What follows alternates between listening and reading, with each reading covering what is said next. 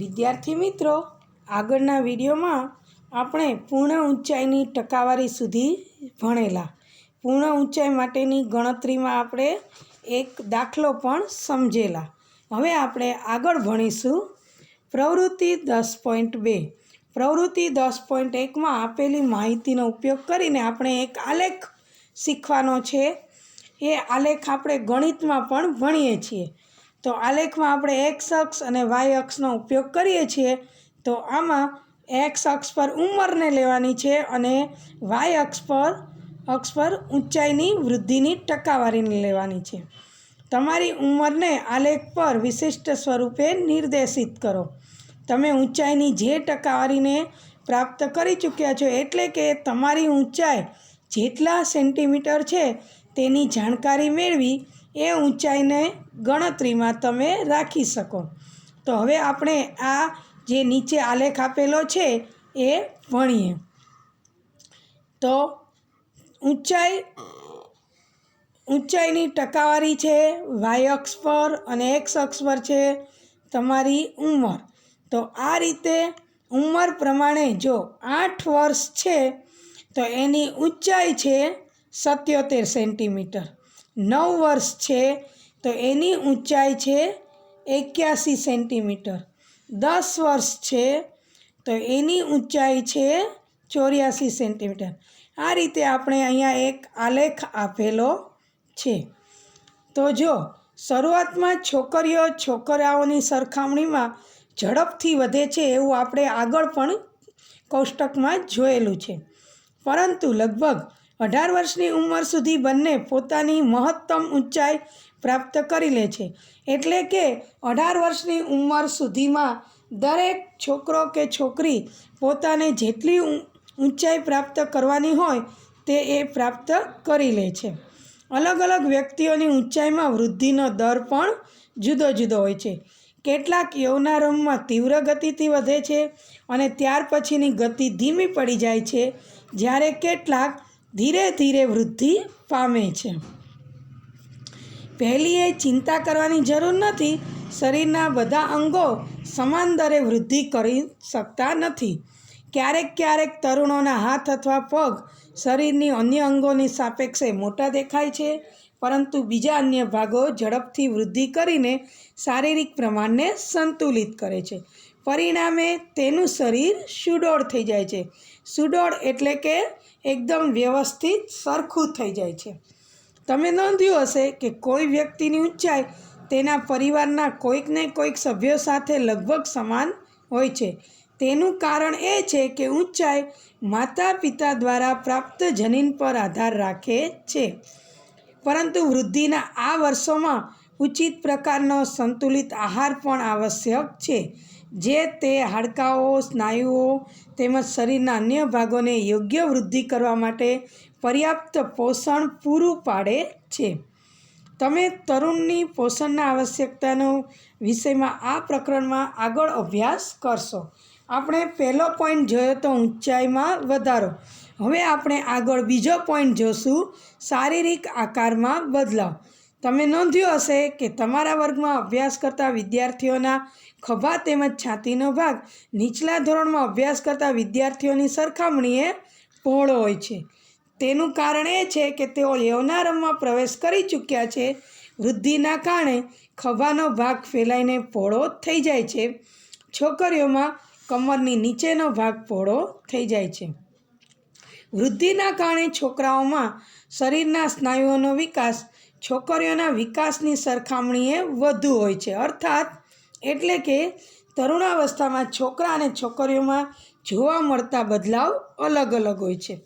હવે આપણે ત્રીજો પોઈન્ટ ભણશું, અવાજમાં બદલાવ. શું તમે નોંધ્યું છે કે ક્યારેક તમારા વર્ગમાં કેટલાક છોકરાઓનો અવાજ ફાટવા લાગે છે, એટલે કે એમનો અવાજ જાડો થઈ ગયેલો લાગે છે? તો યૌવનારંભમાં સ્વરપેટી એટલે કે કંઠસ્થાનની વૃદ્ધિની શરૂઆત થાય છે. ત્યાં તમે ટીક કરો કે સ્વરપેટી એટલે શું? તો કંઠસ્થાન. હવે આગળ કંઠસ્થાન એટલે કે છોકરાઓની સ્વરપેટી વિકાસ પામીને અપેક્ષાકૃત મોટી થઈ જાય છે. છોકરાઓમાં હવે ત્યાં ટીક કરો કે કંઠપર્ણ મણી કોને કહેવાય? તો છોકરાઓમાં મોટી થયેલી સ્વરપેટી ગળાના ભાગમાં બહારની તરફ ઉપસી આવે છે, જેને કંઠમણી કહે છે. અને છોકરીઓમાં સ્વરપેટી તેના નાના કદને લીધે માંડ માંડ દેખાતી હોય છે. સામાન્ય રીતે છોકરીઓનો અવાજ ઊંચો અને તીણો હોય છે. એ ટીક કરો કે છોકરીઓનો અવાજ ઊંચો અને તીણો હોય છે. તીણો એટલે પાતળો અવાજ, જ્યારે છોકરાઓનો અવાજ ભારે હોય છે. ત્યાં સુધી ટીક કરો. તરુણાવસ્થાના છોકરાઓમાં ક્યારેક સ્વરપેટીના સ્નાયુઓમાં અનિયંત્રિત વૃદ્ધિ થઈ જાય છે. અનિયંત્રિત વૃદ્ધિ એટલે જરૂર હોય એના કરતાં વધારે પડતી વૃદ્ધિ, એટલે એનો અવાજ ઘોઘરો થઈ જાય છે. આપણને કેટલાય છોકરાઓના અવાજમાં આવો અનુભવ થાય કે એનો અવાજ એકદમ જાડો અને ઘોઘરો થઈ ગયેલો લાગે. આ સ્થિતિ કેટલાક દિવસ અથવા કેટલાક અઠવાડિયા સુધી રહે છે, પછી તેનો અવાજ હોય તેવો સામાન્ય થઈ જાય છે. અહીંયા જો કંઠમણી ગળામાં ક્યાં આવેલી છે એ આ આકૃતિમાં બતાવેલું છે. આ કંઠમણી છોકરાઓમાં વૃદ્ધિ પામેલી દેખાડેલી છે. હવે બીજો કહે છે, મારા અનેક સહપાઠી એટલે કે એના મિત્રોનો અવાજ ઘોઘરો છે, તો હવે હું જાણી ચૂક્યો કે આવો અવાજ કેમ હોય છે. હવે આપણે આગળ નવો પોઈન્ટ, પ્રસ્વેદ અને તૈલી ગ્રંથિઓની ક્રિયાશીલતામાં વધારો. પ્રસ્વેદ એટલે કે પરસેવો અને તૈલી ગ્રંથિ એટલે કે તેલવાળી ગ્રંથિઓની ક્રિયાશીલતામાં કેવો વધારો થાય છે એ આપણે ભણીએ. પ્રસ્વેદ અને તૈલી ગ્રંથિઓનો સ્ત્રાવ તરુણાવસ્થામાં વધી જાય છે. આ ગ્રંથિઓની વધારે પડતી ક્રિયાશીલતાને કારણે કેટલીક વ્યક્તિઓના ચહેરા પર ફોલ્લીઓ અને ખીલ વગેરે થઈ જાય છે. આ અનુભવ તમે અત્યારે જાણતા હશો કે કેટલાયના ચહેરા પર ખીલ થયેલા દેખાય છે. તો પ્રસ્વેદ ગ્રંથિઓ, તેલ ગ્રંથિઓ અને લાળ ગ્રંથિઓ જેવી કેટલીક ગ્રંથિઓ પોતાનો સ્ત્રાવ વાહિનીઓ દ્વારા કરે છે. અંતઃસ્ત્રાવી ગ્રંથિઓને અંતઃસ્ત્રાવોને સીધા રુધિરના પ્રવાહમાં મુક્ત કરે છે.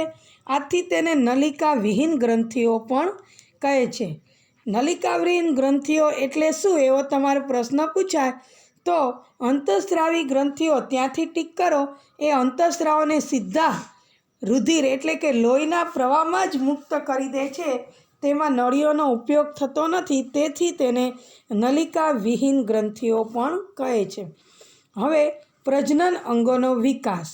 અગાઉ પ્રકરણમાં આપણે એટલે કે 9મા પ્રકરણમાં આપણે 9.1 અને 9.2માં દર્શાવ્યા પ્રમાણે માનવ પ્રજનન અંગોનો આપણે અભ્યાસ કરેલો. યૌનારંભમાં નર પ્રજનન અંગો જેવા કે શુક્રપિંડ અને શિશ્ન પૂર્ણતઃ વિકસિત થઈ જાય છે. શુક્રપિંડમાંથી શુક્રકોષોનું ઉત્પાદન થાય છે અને છોકરીઓમાં અંડપિંડ કદમાં વધે છે અને અંડકોષો પરિપક્વ થવા લાગે છે. અંડપિંડમાંથી અંડકોષોનું મુક્ત થવાનું શરૂ થાય છે. એટલે કે શુક્રપિંડમાંથી શુક્રકોષો મુક્ત થાય છે અને અંડપિંડમાંથી અંડકોષો મુક્ત થાય છે. હવે છે માનસિક, બૌદ્ધિક અને સંવેદનાત્મક પરિપક્વતા પ્રાપ્ત થવી. તરુણાવસ્થા વ્યક્તિની વિચારસરણીમાં પરિવર્તનની પણ અવસ્થા છે. પહેલાંની સાપેક્ષે કિશોર વધારે સ્વતંત્ર તેમજ પોતાની તરફ વધારે સચેત હોય છે. તેનામાં બૌદ્ધિક વિકાસ પણ થાય છે તથા તે વિચારવા માટે વધારે સમય પણ લે છે. વાસ્તવમાં કોઈપણ વ્યક્તિના જીવનમાં આ એ સમય છે કે જેમાં તેના મગજની શીખવાની ક્ષમતા સર્વાધિક હોય છે. સર્વાધિક એટલે બધાથી પણ વધારે. ક્યારેક તરુણ શારીરિક તેમજ માનસિક બદલાવ પ્રત્યે અનુકૂળ થવા પ્રયત્ન કરે છે ત્યારે પોતાને તે અસુરક્ષિત અનુભવે છે. પરંતુ તરુણ હોવાને નાતે તમારે સમજવું જોઈએ કે અસુરક્ષિત મહેસૂસ કરવાનું કોઈ પણ કારણ નથી. આ બદલાવ એક કુદરતી બદલાવ છે જે શારીરિક વૃદ્ધિના કારણે ઉત્પન્ન થઈ રહ્યા છે. હવે છે ગૌણ જાતીય લક્ષણો.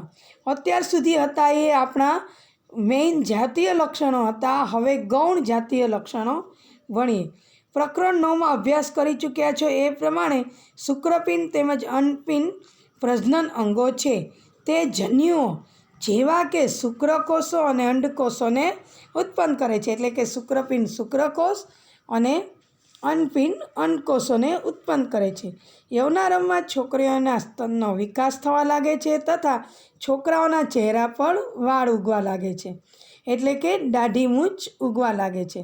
તો આ લક્ષણોને છોકરાઓથી અલગ પાડે છે. એટલે કે આવા લક્ષણોને ગૌણ જાતીય લક્ષણો કહે છે. ગૌણ જાતીય લક્ષણ એટલે કે છોકરા અને છોકરીઓ બંનેના અમુક લક્ષણો અલગ અલગ હોવા.